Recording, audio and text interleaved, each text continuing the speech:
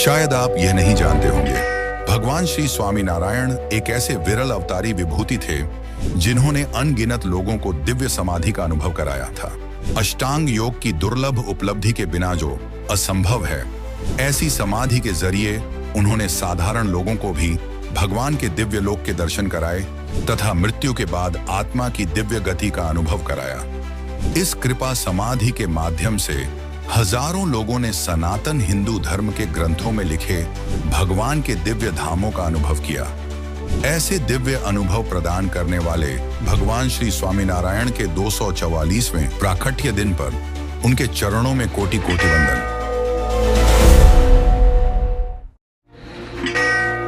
भगवान श्री स्वामीनारायण की महिमा कितनी दिव्य थी, जिन्होंने एक ही रात में 500 महान परमहंस संतों को दीक्षा प्रदान की।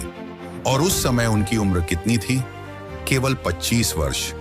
इतिहास के अनुसार भगवान श्री स्वामीनारायण के 3000 संत शिष्य थे, जिसमें मुक्तानंद स्वामी, ब्रह्मानंद स्वामी, नित्यानंद स्वामी, निष्कुलानंद स्वामी और प्रेमानंद स्वामी जैसे प्रतिभाशाली कई महान संत थे।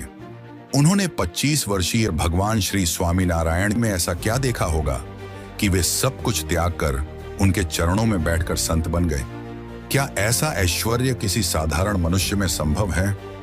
ऐसे हजारों संतों ने जिनकी उनके ही जीवन काल में भगवान के रूप में पूजा की, ऐसे भगवान श्री स्वामीनारायण के 244वें प्राकट्य दिन पर उनके चरणों में कोटि कोटि वंदन।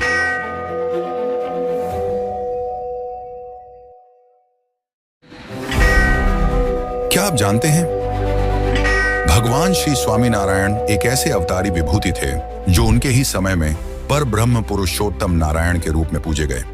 ये जानकर आपको आश्चर्य होगा कि उनको सबसे पहले किसने पर ब्रह्म पुरुषोत्तम नारायण कहा।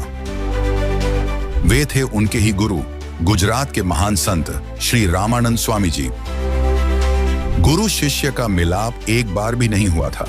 तब श्री रामानंद स्वामी जी ने अपने तमाम शिष्यों को उनके दर्शन के लिए अनुरोध किया था और कहा था, वे साक्षात भगवान हैं, पर ब्रह्म पुरुषोत्तम नारायण हैं। हजारों भक्तों ने उनको उनके ही समय में भगवान के रूप में पूजा। ऐसे भगवान श्री स्वामीनारायण के 244वें प्राकट्य दिन पर उनके चरणों में कोटि कोटि वंदन।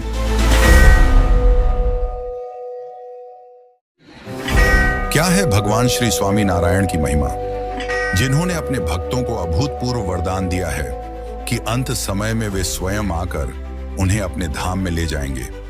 उनके समय से लेकर आज तक ऐसे कई उदाहरण मौजूद हैं जब भगवान श्री स्वामीनारायण स्वयं अपने भक्तों की आत्मा को अपने दिव्य अक्षरधाम में ले जाने के लिए अंतिम समय में आए हैं। महात्मा गांधी जिनके भजन सुनते थे और जिनकी रचनाओं पर दुनिया भर के कई विश्वविद्यालय आज भी पीएचडी प्रदान करते हैं, ऐसे सद्गुरु निष्कुलानंद स्वामी रचित भक्त चिंतामणि ग्रंथ में ऐसे कई उदाहरणों का वर्णन है जिनकी अनुभूति आज के युग में कई लोगों ने की है।